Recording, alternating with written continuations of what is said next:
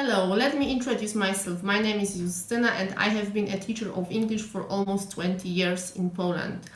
First, I would like to refer to the inspirational aspect of teaching. You probably wonder if it is still possible after so many years of teaching in this educational process. So especially in this difficult digitalized world full of novelties when old educational methods seems to be out of date. However, a good teacher must be able to combine the following factors to get the students involved.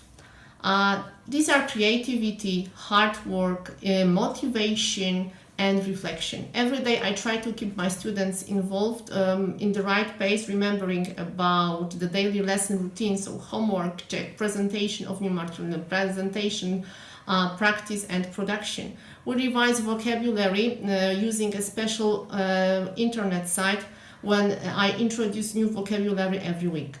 The introduction of new methods is also necessary in motivating pupils. For example, I use the elements of Kalan method in extra classes as innovation.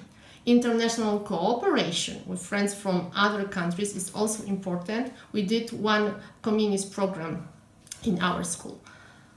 I perform scenes and sketches with students which are presented on the European Day of Languages. Making craft work with younger students, especially with the younger ones, is a creative task as a motivation.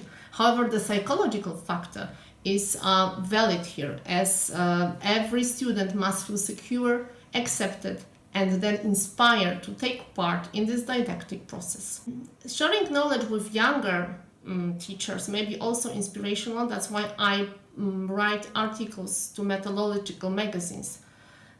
Now maybe about my success in teaching, which varies from the little moments of pride when my students dare to speak during the lessons and despite their shyness, to the greatest ones when my students get high results at school leaving exams or at linguistic tests.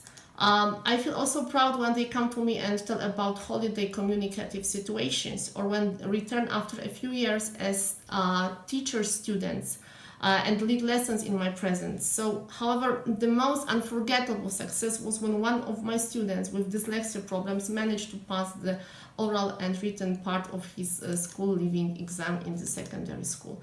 As the proverb says, speech is silver, but silence is gold. I have said enough about the mentioned subjects, and probably I represent a group of modest and hardworking teachers who are not always brave enough for such self-expression.